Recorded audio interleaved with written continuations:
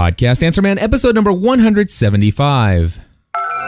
Entertaining, educational, and encouraging content that makes a difference.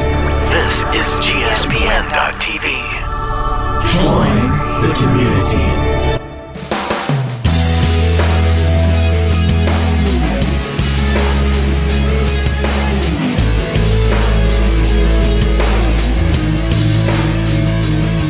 Hello, everybody, and welcome back to another episode of the podcast Answer Man. My name is Cliff Ravenscraft, and I have a wonderful show for you this week. Today, I'm going to be talking with Rob Greenlee from Zune Podcasting over there at Microsoft. And of course, I am going to see if we can also include a very special audio review of the brand new Zoom H1 recorder. We're going to do that right now. Well, I'll tell you what, I'm not going to spend a lot of time doing a huge intro and talking all about how cool Rob Greenlee is, but I do have Rob on the line with us right now. Rob, how are you? Doing terrific, Cliff. It's great to speak with you.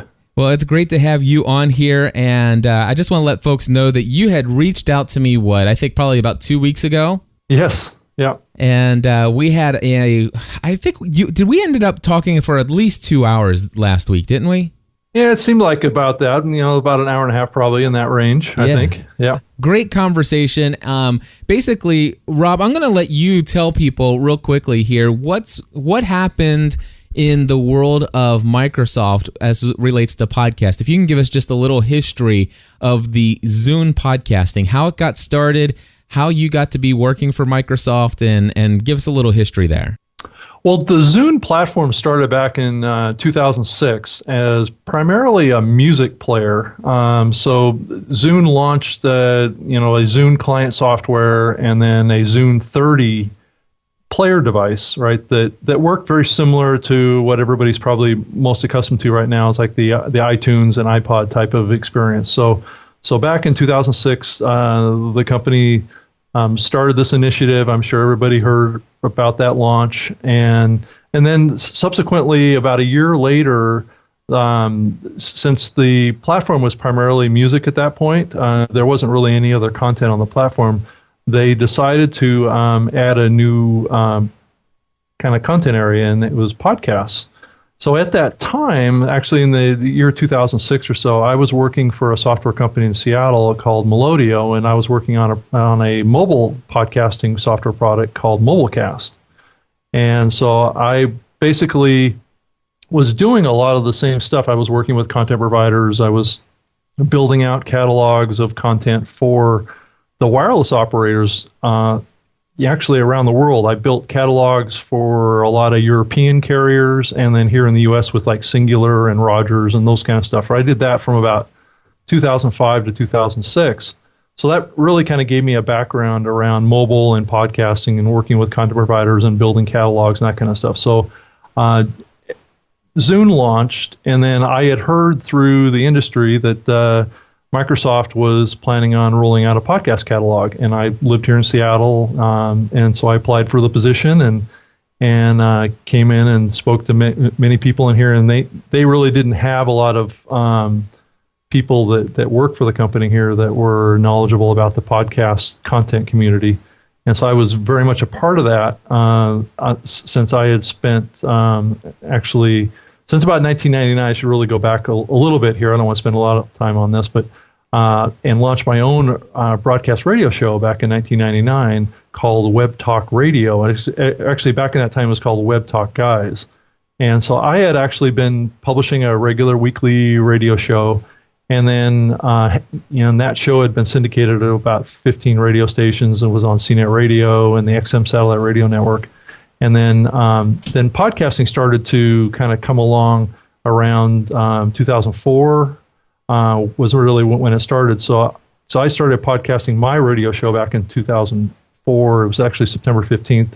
And so that basically gave me a lot of experience with podcasting, was very much a part of the founding group of podcasters back in the early days. And so kind of fast forward back to where we are today with this Zune opportunity. They saw my background and saw that I had a lot of connections in the industry, and and felt that I'd be a good fit for this job of taking on and getting the kind of Zune podcasting catalog and total experience, and was brought in kind of in a dual role. Was brought in to manage kind of the technical deployment at the very beginning, as well as the content offering.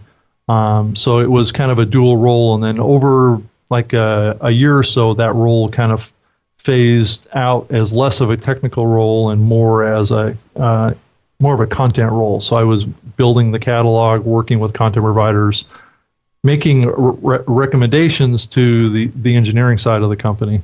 But really my primary role moving forward was to build out the catalog and to do, the regular features, it's our Tuesday and Friday feature updates in the catalog. So that kind of brings us up to today. I did actually work on the Zune video store for about a little under a year or so to get that launched as well, working with content providers on the TV store side, and got that launched. And then the company hired a full-time person to come in and manage the movie and TV side of the business as well. So I've been here really since the podcast catalog, actually about a month before the podcast catalog launched, is when I came on board. We only had about 800 podcasts in the catalog at launch back in 2007. And we're up over, I think, 25 to 30,000 feeds now. That's part of the catalog today. And so podcasts today on Zune kind of have moved online. So off of our Zune.net website, we offer Silverlight streaming of all of our podcasts in the catalog. And then we also have the video podcasts available in the Windows 7 Media Center software on the PC as well. Very cool. So that kind of gives you a kind of an all-up view of of my background as a podcaster, and then kind of moving in and helping this company, which was not really knowledgeable about podcasting at that time. Well, I'll tell you, I remember back in 2007, I was very hard into podcasting by that time, and in fact, getting ready to pursue it full-time as a career. And I remember just how excited I was to learn that the Zune was being launched. And what really thrilled me about the launch of the Zune hardware was the fact that the word podcasts actually showed up on the display. And there was a lot of debate of whether or not Microsoft would really possibly let that happen. I mean, so many people associate the word pod and podcast with iPods and stuff like that, which obviously it does not have to have anything to do with an iPod, as we all know, as most of us know. And so the fact that Microsoft actually had the word podcast on their device in the main operating system, I fell over. I'm like, this is awesome for the podcast community. And I remember telling everybody, oh my gosh, this Zune software or Zune Marketplace is going to launch. They're going to have a podcasting section. And in fact, here's all the details. Everybody needs to go and you need to submit your RSS feed. And I remember being so excited about this. But Rob, I'm going to ask you what happened, because it seemed like about 2 or 3 months down the line, as I was adding a lot of new clients to the store, or at least submitting their podcast to the directory, days would go by, weeks would go by, and then months would go by. And even with multiple attempts, none of my podcast clients' podcasts were showing up in the directory. Can you tell me anything about that? Well, yeah, I think, that was a frustration for me here as well. From the day one when I started here working on it, a lot of the architecture of the back end, like the back end tools, and the front end, with the Zune software, was pretty much already set. So when they brought me in, I was basically just brought in to make sure the catalog was curated and maintained. And so over the 3 years that I've been here, that has been a kind of a sore spot, and I freely admit it. And it's something that I've been working hard to improve ever since I've been here. But since I'm just on the content side, I'm not necessarily on the engineering side. So I don't make a lot of the technical decisions about the tools. I can only make recommendations into the engineering team, and then it's their kind of project to upgrade it and do the things that they need to do. And unfortunately, the tools were were never architected the way that I would have chosen to have them architected, and that contributed to kind of a wonky philosophy about how to ingest podcast feeds and how to manage that portion of it, and what kind of investment that the company was going to make in staffing and resources to enable that to happen. So and part of it really gets back to, I think that the company rushed ahead to add podcasts, but I'm not sure that they got into the finer minutia of really trying to analyze what the most effective way of getting these podcasts into the catalog. Now, granted, I have had staff here working on that for the whole time I've been here, so it isn't just me. If you look over the last 3 years, it's been there's been a couple of staff people that have been working on that, as well as myself, to try and keep up. Now, when we launched back in 2007, we had a huge influx. I mean, just like what you said, of people submitting feeds to us. The issue that we had was on the front end. So, like in the Zune software, and subsequently, I think a year after we launched, we added the ability to submit via our website at Zune.net. The filtering at the front end was never architected, which means that the philosophy of submission was based more on users submitting feeds to us versus content providers. And that's where a fundamental philosophy difference was between my philosophy and the engineering side, or about how to architect the whole kind of submission approval process. And so what that caused them to create was a tool that basically ranked submissions based on a popularity model. So that popularity model was based on how many times that podcast feed was submitted to us. So a podcaster that just went in and submitted it once would probably not show up in my queue of podcasts to be accepted, because the whole tool was built based on a popularity model. So what you really need is an audience of maybe 20 to 50 people who all go out together within a short period of time, maybe within 30 days, and all of them go in and submit your podcast feed. And once enough people have submitted, it's like, wow, the software says, wait, there's enough popularity here that people want this. We'll submit this over to Rob to review and put into the store. Correct. And that's what the philosophy was of the engineering team coming into it. They were looking at it more from a user perspective, less a content provider perspective. And that's what put us into this path of getting a lot of submissions. So my database of queued submissions was, 300,000-400,000 lines in the database. I mean, at any given time, there's this huge pool of submissions. The unfortunate thing is that a lot of users don't really understand what a podcast feed is, and so I would consequently get direct links to MP3 files, or direct links to their website or whatever, and not valid XML feeds. So we would spend a lot of time going through and removing these invalid feeds and having to verify and having to see if these were valid feeds before we could add them to the catalog. And it created this kind of massive delay of getting through the queue. And plus, unfortunately, if a podcaster just submitted their feed to us once, that one submission would never make it up to the top of my queue for us to actually go through and approve. Right.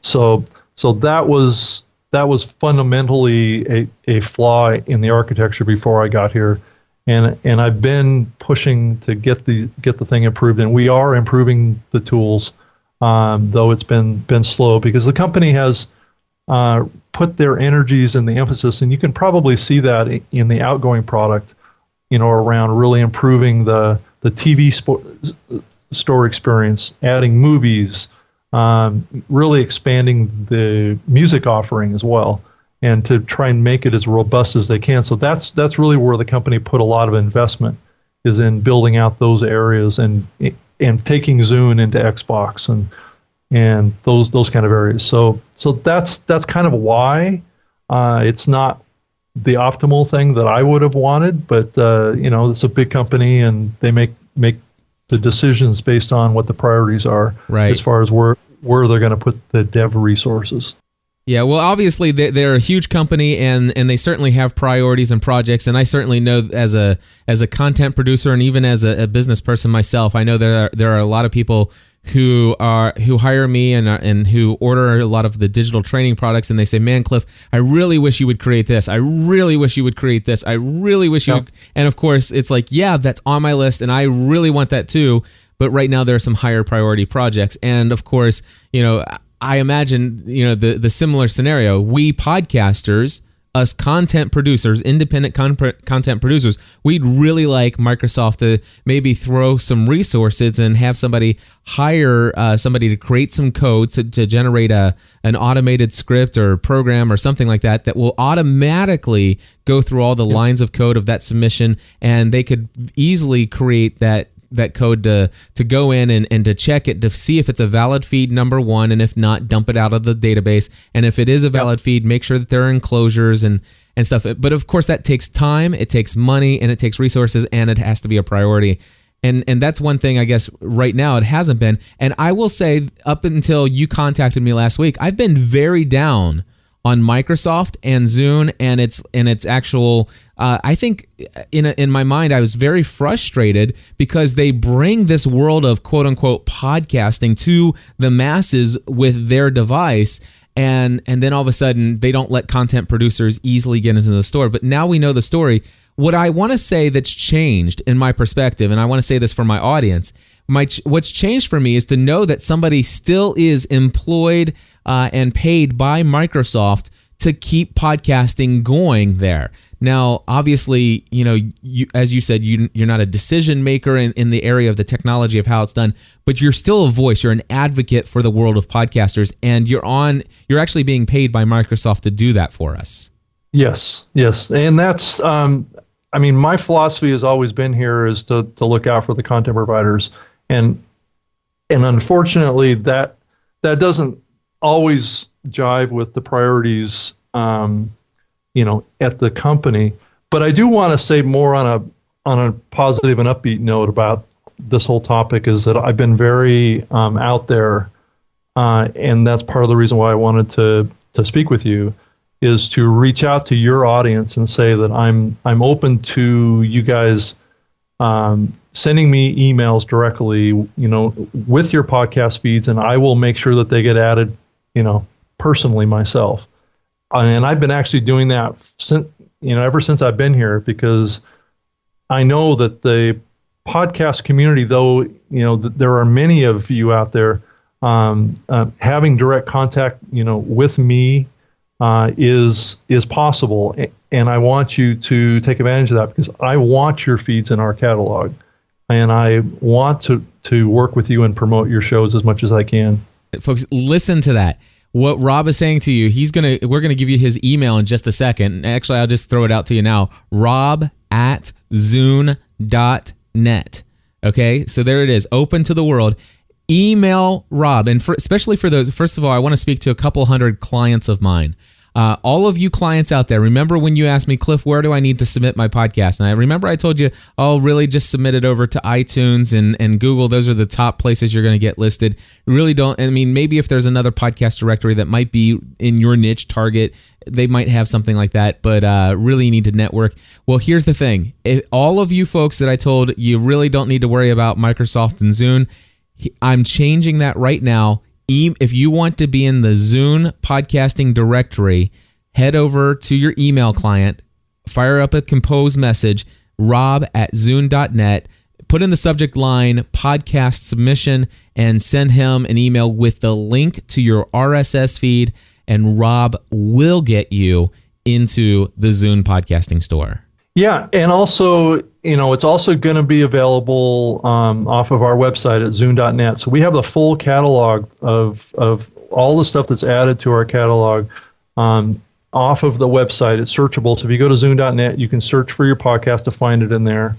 And and so we're streaming all of the stuff via Silverlight through there. And then if you're a video podcaster, your podcast will also be available through Media Center as well. So that's kind of the dual kind of thing. And then here in the fall, we've got Windows Phone 7, which will hopefully scale much more than what we've seen with the Zune kind of player devices. I'm very hopeful. I'm excited about it. I mean, I've used the Windows Phone 7 device myself, and I'm really excited about it. And I think it's a really good platform for podcasters. I mean, I think it's going to be really good, and they are going to keep improving it on the mobile platform. So it isn't something that's just we're going to put out there and it's going to be stagnant. They're going to keep improving it. So I think it's really exciting, and I've got my fingers crossed that the Windows Phone 7 will be a huge success in the market. Well, I hope so too. I'm excited about that phone coming out. I'm an iPhone guy myself, but I love competition that drives Apple to unleash some of the chains and unlock some of the features that we know that they're just holding back on us. And I think having the Windows Phone 7 is going to be a great opportunity to turn up the heat on the fire. A couple things. First and foremost, you mentioned a couple times now the Zune. If people go to Zune.net, they can search for podcasting. This is like for the iTunes directory. You guys have a web interface to your podcasting directory, and I love this. And people can go from a browser. You can link people from a browser, link them directly to your page for your podcast on the Zune podcasting website. And people, they can go right there and click on play and listen to it right from the browser using, I guess you said that's Silverlight that's using that? And so it's Silverlight for video podcasts. It's not for the audio podcasts. Well, the audio podcasts are down there as well, though. I see that down at the bottom, if you click play, it'll load it up down into the bottom of your browser. I'm not sure what technology they're using there to stream that, but it's also there, and it functions wonderfully. Now, there is a couple things that I'll note, and there were several folks out there that we successfully did get submitted to the Zune store for podcasting quite some time ago. Several of my shows were in there. But I noticed that in the past, within the past year or so, I've updated a lot of artwork and some show descriptions and stuff like that, and a lot of that's still outdated in the Zune store. Can you explain what's going on there and how we can maybe get those updated? Well, that gets back to the whole tools issue that we've already talked about. But the architecture of the Zune catalog today, and this is another aspect of improvement that has been recommended to the engineering team, and I'm sure we'll see it happen here soon. But we do not reparse the XML to pull out changes at this point. So any changes that need to be made to your feed, your album art, your description, your series description has to be run through me, unfortunately. Yeah, so if I was to update my artwork in the world of iTunes, what would happen would be that it would probably be cached for about a day, all the way up to about a week or two. But eventually, they would what you call reparse the feed. They would the feed. They would see that the feed's been updated, and they automatically take that new artwork and description and just update what they had before by replacing it. But for you guys, unfortunately, right now, that's just a manual process. But if people want to change that, it can be changed. They just need to email you the new information. Yeah, so it's really the same process that we talked about getting new feeds in. For changing your album art and stuff like that, it's just a matter of letting me know that podcast needs new art and new album or new series descriptions, and I can pull that directly out of your RSS feed. It's a manual process. So just notify you. I'm not upset that the technology is not there. I'm glad that you're putting those requests into that department. Is there anything that we can do as podcasters? Is there anything we can do to help you? Is there any feedback place that people can lead feedback for? Is there a petition we can sign to say, hey, we would love to see some of these changes? Of course, we don't want to cause any problems either. We just love the fact that, hey, we know that Rob now exists over there at Microsoft. We can send him, get some things done. But is there anything that the podcasting community that they could do to maybe let Microsoft know that, hey, we're out here and we believe that having our content on your devices and in your store might bring even more popularity to the devices that you have themselves.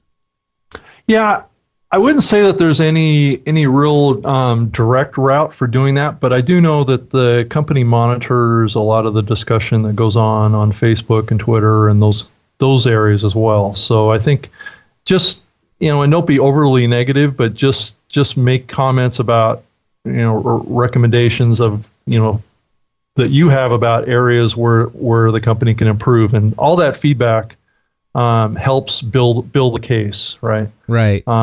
So it's not so much about bashing the company as much as it is about encouraging the company to make improvements because they're really needed. Yeah, and of course, I hope, Rob, that you understand my negative thoughts about Microsoft was just the fact that I just felt like we were just left out for so long, and my view has changed. I want to let you know, as much as an Apple fanboy as I am, I certainly do the same thing to call Apple out. When Apple came out with the whole, the ability to quote unquote get more episodes in their iPhone device, and then all of a sudden they start rejecting people's applications because they duplicated functionality of being able to get new episodes directly to the device because they had this feature now. Well, obviously they don't do everything right over there at Apple either. They actually have it to where you can't even get more episodes unless you've actually physically subscribed to that feed from the iTunes store itself. And if my podcast is not in the iTunes store, there's no way for them to get that. So, I mean, the companies have issues from time to time, and I totally agree. I don't want anybody to get out there and be all negative, but I'm certainly thankful to Microsoft that you have a place of employment and that you're being paid by them to support this, and the fact that if we inundate you over the next, let's say, 30 days with 1,500 requests to submit podcasts to the store, that by golly, Microsoft is paying you to add those for us, and we appreciate that. Yep, that is true. Very cool. Well, I'm excited. Let me ask you this: the future of podcasting, is podcasting dead? I would say no. I mean, from all the indications that I see, it's only growing in audience, and I think that the content is getting better all the time. I think that there is a regular kind of churn of content out there. There's podcasts that fade and new ones that come on the scene. That's been going on for years now. But overall, I would say that the video podcasts are getting better in quality all the time. The audio podcasts are actually getting better all the time as well. So I think that you've got this kind of wild west of the podcast area that still exists out there, and I think that there's a lot of areas for improvement. I mean, across a lot of different areas, from podcast feeds and the album art stuff, and people making sure that their feeds have good looking album art, and that are really trying to work on trying to make sure that their feeds are available off of their websites, and to also really support standard formats. Yep, I think is really, really important. I mean, one of the big challenges that I face here every day is working with content providers to make improvements to their presentation, their album art, their descriptions, making sure that the media types that they're using are playing across all of our various tuners that we have, from Silverlight to the Windows Media Player, which drives the Media Center experience, to the Zune software. And unfortunately, all those platforms are not 100% the same. Even in the Zune ecosystem of my distribution, each of these players is slightly different in how it looks at and what it's compatible with. So but it's not dramatic, right? So I mean, we're standard on the support of H.264 across all of our players. Good. So I think that there's good things coming to podcasters. I'm really optimistic about the future of it.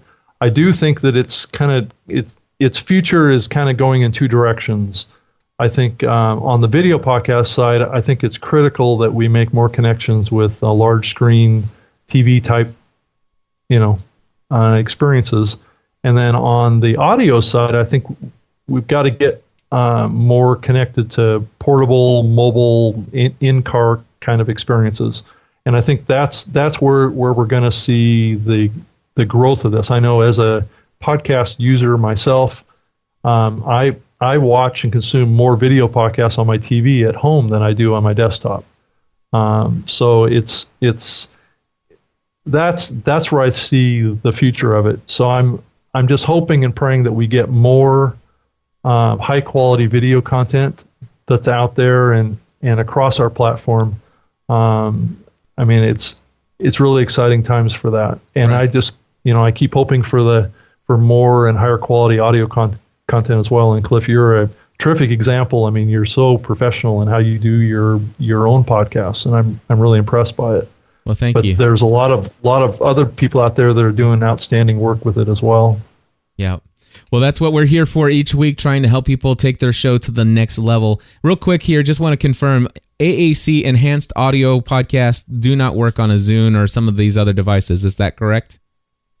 We do actually play the AAC format. Now, if the AAC format has Apple DRM in it, it's not gonna play. Okay, but if they do create an enhanced podcast using the GarageBand and it's not DRM'd, so you will play that on the Zune devices and the Windows Phone 7. Yes, that's good.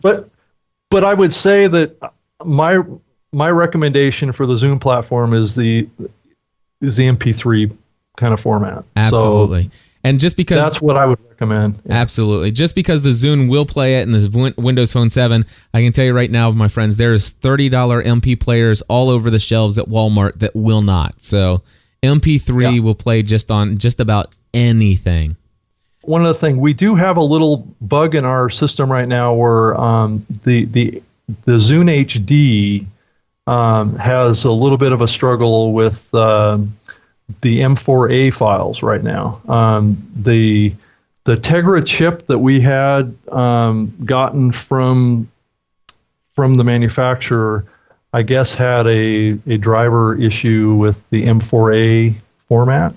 Mm-hmm. So the M4As play fine on our older Zune devices, the Zune 80, the Zune 30, the Zune 4 and 8, and the Zune 120, but the Zune HD does not play M4A files. So, and I have seen more and more audio podcasters using the M4A format, and it's just one of those things. You probably shouldn't move towards specialized formats around audio. If you can all stick with just MP3s, you're going to be much better off.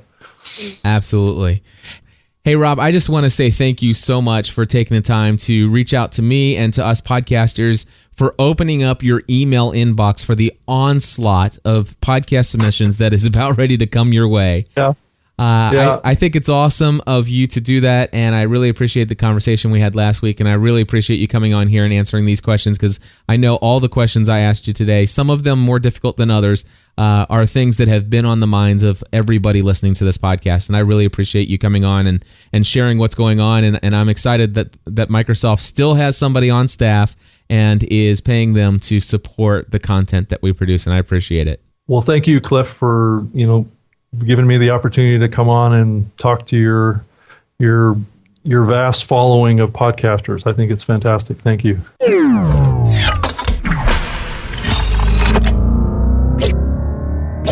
All right, well, there we go. That was an excellent interview with Rob over there at Zune Podcasting with Microsoft, and very glad to have him on board over there, standing up for us podcasters. And at the same time, I just want to encourage you guys out there in the podcasting world, and really honestly, I want to encourage myself to make sure that when we are talking about podcasting, and this is something that I'll try to be doing more in the future, is to let people know that the Zune and Windows Phone 7 are great places to go find our content. And one of the things that I know that I've done personally in every single show notes that you'll find on my site, at least for the last the last 1,000 or so episodes that I've produced at gspn.tv and podcastanswerman.com, you'll always see subscribe to the Podcast Answer Man podcast, and you'll see a Zune button, iTunes button, and RSS button. That's at the bottom of all my show notes.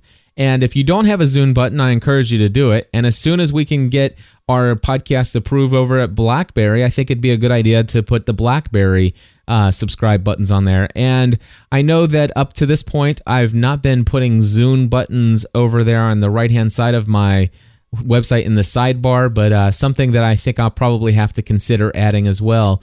I think one of the important things for us is if we want to see Microsoft invest in the resources of podcasters and making it available and really making it a lot easier for us to submit our shows and basically give us a way of making it easier to get our content to their customers. I think it's important for us to remain upbeat and positive about the message that hey, they're a great source of finding new content as well. And so join me as we continue to let people know that our podcasts are not only available on iTunes and RSS, but they're also available in the Zune store once you get Rob to add them in there. And then, of course, also as soon as you get listed in the BlackBerry store, let people know you can get them over there as well. And I think some great things are going to happen in the future. All right, so I'm going to end the show here today with a very exciting piece of news I have in my hands right here, right now. I am looking at it. I am holding a little device about the size of a Snickers bar, maybe just slightly larger than a Snickers bar and a regular Snickers bar and smaller than a king size one. And that is, my friends, the Zoom H1 recorder. And rather than go on and about it right now, I actually took it out into the field and then brought it back into the studio. I recorded all of that for you. And this right here, my friends, is that recording. After it's over, I'm pretty much just shutting up. And if you want to do anything to benefit me, please go over to podcastanswerman.com/products and check out my video training tutorials. Head over to podcastanswerman.com/artwork. You've probably not been there yet. Head over to podcastanswerman.com/artwork. Check out some of the things that I can offer for you as far as services that I provide, and I would love to help you out. And I'm going to continue to be here on a week-by-week basis. God bless you all, and here is my review of the Zune H1 recorder.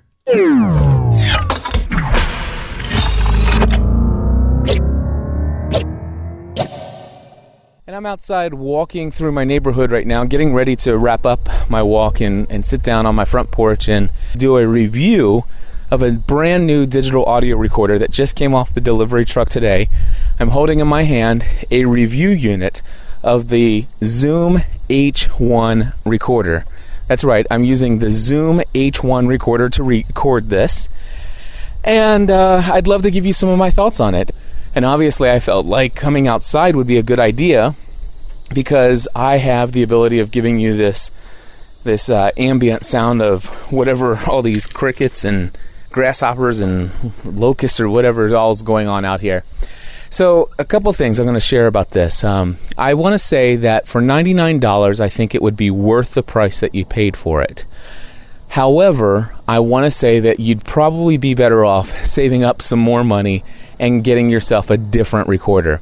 For example, one of the things that I'm going to go through and try to see if I can make a list of the things that I don't like about this. First and foremost, I'm not a huge fan of the actual microphones on the recorder itself.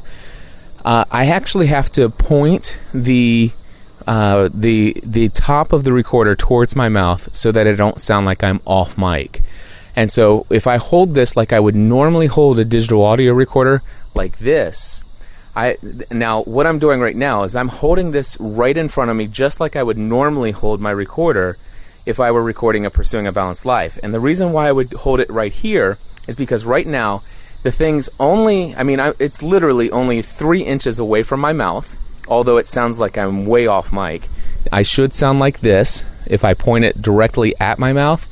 That's great, but the only thing is if I point it like this directly at my mouth, there's absolutely zero possibility of me being able to see the display. So if I hold it like this to where I can see the display, I can actually see right now as I'm looking at the display, I can see what the audio levels are, and that's extremely important to me. I'm able to see how long I've been recording. The only thing is, though, is at night, forget about it.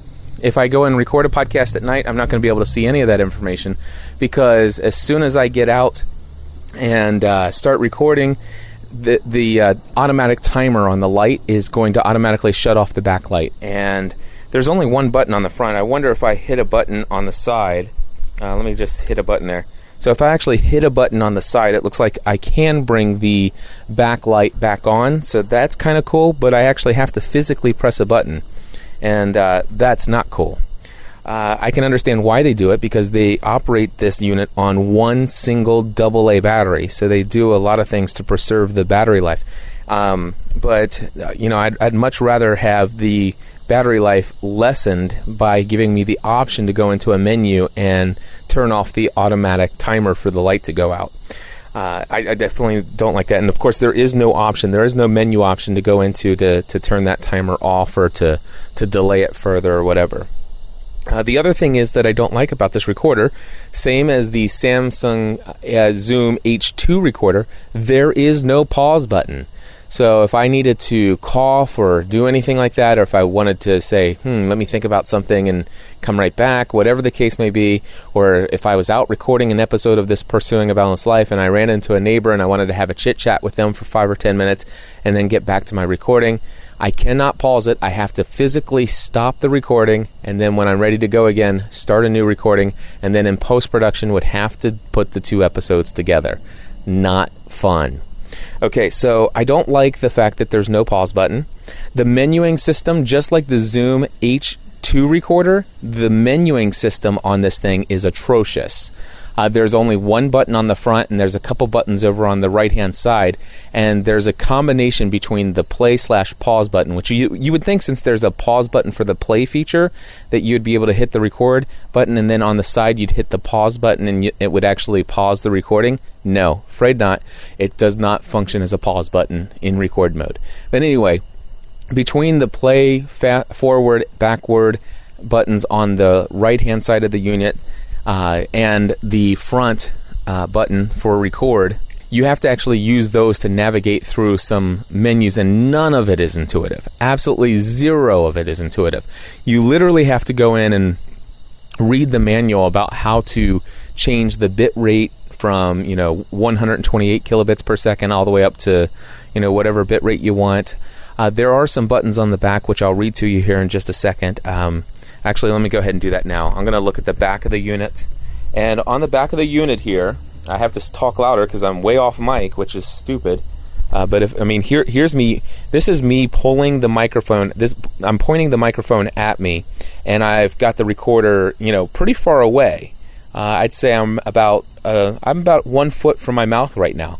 But if I turn it to the side, it immediately takes me to where I sound like I'm off mic. I don't like that at all. Anyway, I think I've already told you that. Oh, I need to turn this unit this way.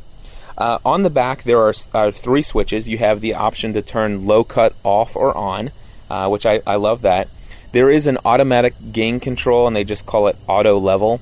But automatic gain control is on here. I'm glad that they have the ability to turn that off. And then, of course, there's a little switch where you can actually change to either say, hey, I want to record in WAV or MP3. And I love that that's actually a switch on the back of the unit. Although the switch on the back of the unit, you got to be careful, because if you accidentally put it over in WAV or you accidentally put it in MP3, you might hit the record button and be recording in a different format than what you had intended. And again, you can change between many different bit rates, all the way down to 48 kilobits per second, all the way up to 320 kilobits per second. I think that's pretty good. I'm recording this right now directly into MP3 format, and it's going into 128 kilobits per second, which is what I typically would do. And so hopefully this will sound okay to you guys. The other thing that I notice here is when you're in WAV, there are different configurations and formats for WAV. You can do WAV 44.1 kilohertz sample rate. There's some other sample rates. So anyway, there's some functionality and some features there. But actually, switching it between MP3 and WAV is easy. Switching it from one bit rate to another is it's extremely clumsy and how to do that, and not intuitive at all. The menu really stinks. All right, so that is the back of the unit. It's got those three buttons, and let's see, the left side of the unit has the headphones jack, and there's only two 1/8 inch ports on here. One's on the right side of the unit, one's on the left side of the unit. The left side of the unit over here, there's the headphones jack, which also features as a line out jack, so it will actually do line out. But of course, I always say, hey, this is a digital audio recorder, not a digital audio player, so just use it for recording is all I say. Anyway, there is a volume level on here, so that if you have earbuds plugged in and you're monitoring like I am right now, I'm able to hear what's coming through. You can actually turn your earbud volumes or headphone volume up a little bit. I will tell you that there is a micro SD card that it records to. It actually comes with a 2 gigabyte card, which I want to say I'm impressed with a 2 gigabyte card coming with the unit. But it's micro SD.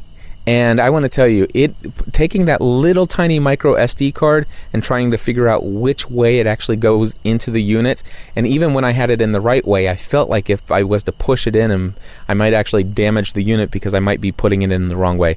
Very clumsy, these little tiny micro SDs, but hey, it is what it is. And it also comes included with it a micro SD to SD card adapter.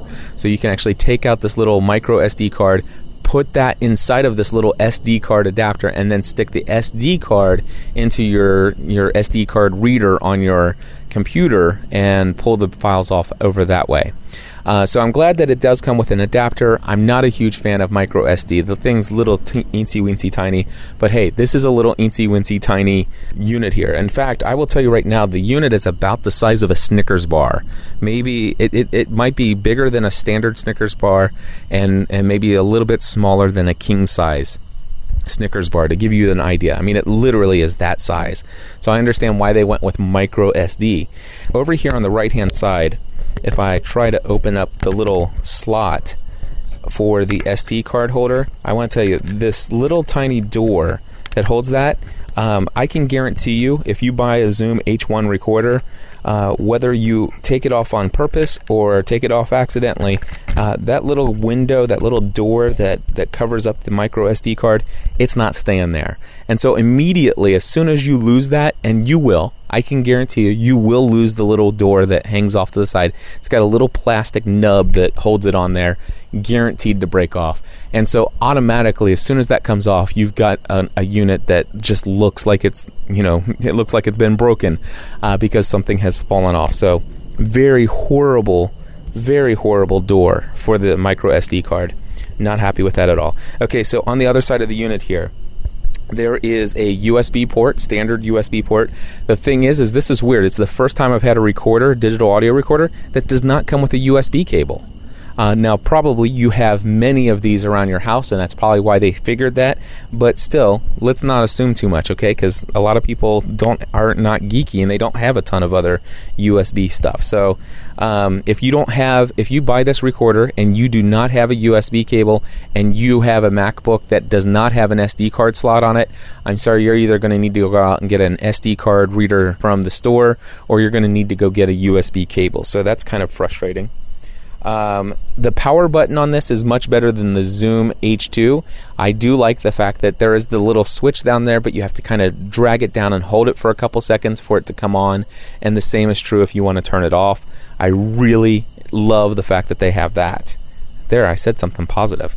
Let's see here. There's a delete button on here. My goodness, I have no idea why they have a delete button on the side of this thing, where they do, and that they don't bury this in some kind of feature where you have to actually go through a menu to accidentally delete a file. But I've already accidentally deleted a file. Now that I know how to delete a file and how not to delete a file, I think you could probably get over that.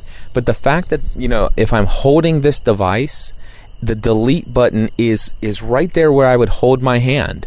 And so it's kind of like the antenna gate on the iPhone 4. Not too happy with the fact that they have a delete button on the side of the unit that you might accidentally press. Now, here's the deal. You're not going to delete a file unless you're in the playback mode. When the display is lit up, it's actually pretty bright. I kind of like that. Of course, to actually see it, I have to be off mic like this, and I really hate being off mic. I can't tell you. So this is what it looks like if I have to look at it. And of course, the light just went out, so I have to actually click another button. And of course, anytime you click the button to get that, you're going to get that handling noise. So I'm not too crazy about the handling noise.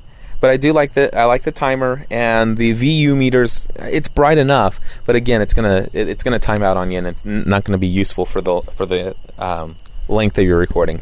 There is an input level to turn up the gain and turn down the gain. I kind of like that. And there's a little speaker at the bottom of the unit if you want to actually press the play button to see if your audio was recorded or whatever. You can do that. So that's pretty much the unit itself. It does come with a battery, which is interesting, a single AA battery. Here's the thing, though. It does not, and I repeat, it does not come with an AC adapter.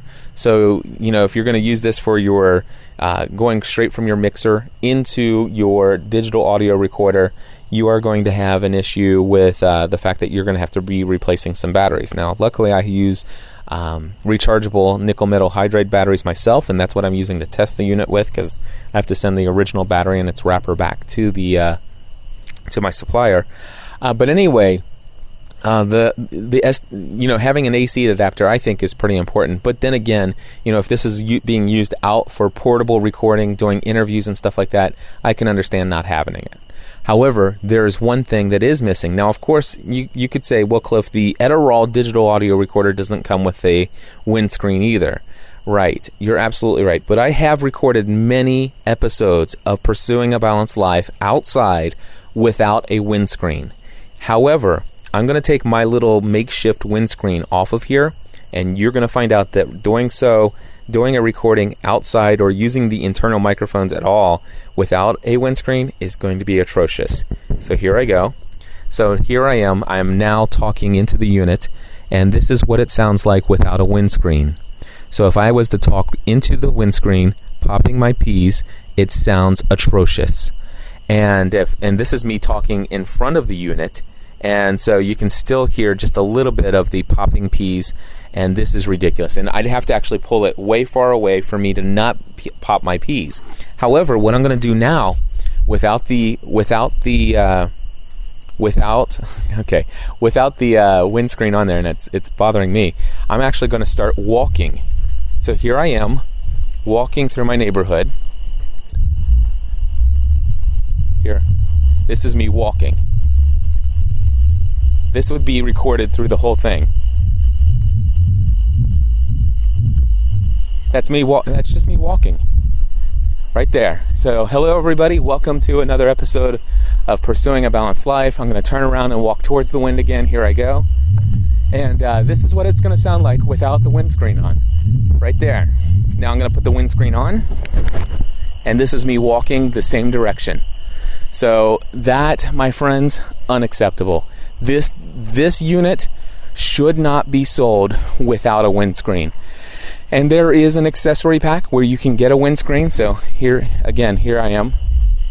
I'm going to walk up here, and you can hear how it sounds.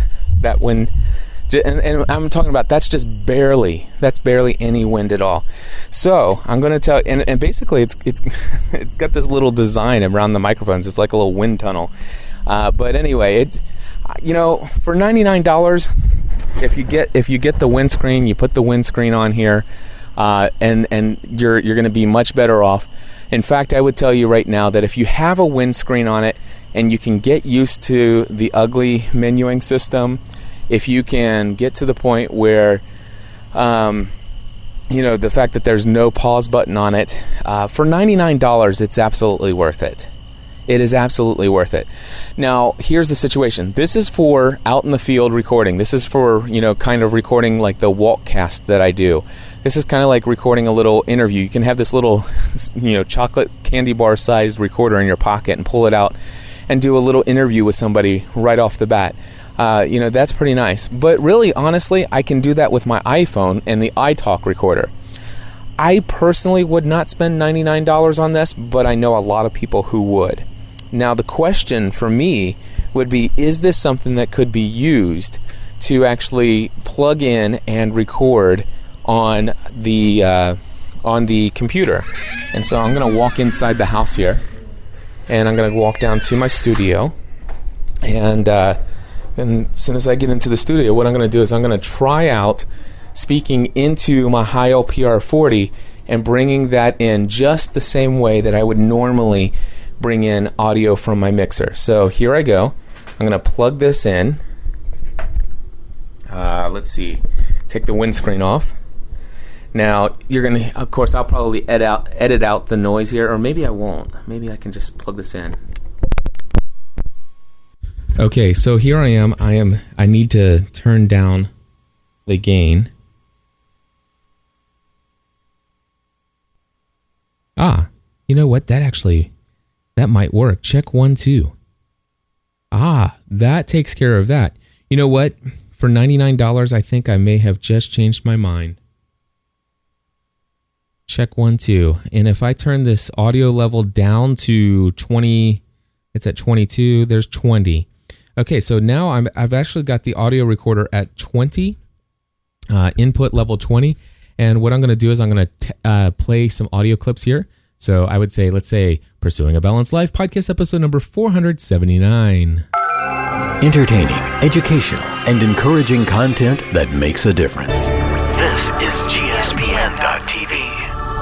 Join the community. Well, there you go. So, yeah, actually, you know what? I was afraid earlier. I was hearing some, I plugged in this and I thought I was getting like a ground loop noise.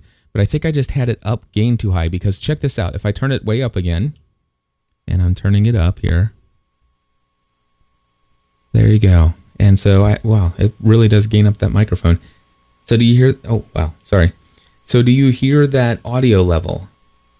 That's, I thought that was ground loop noise, but that was really because I was gained up too high.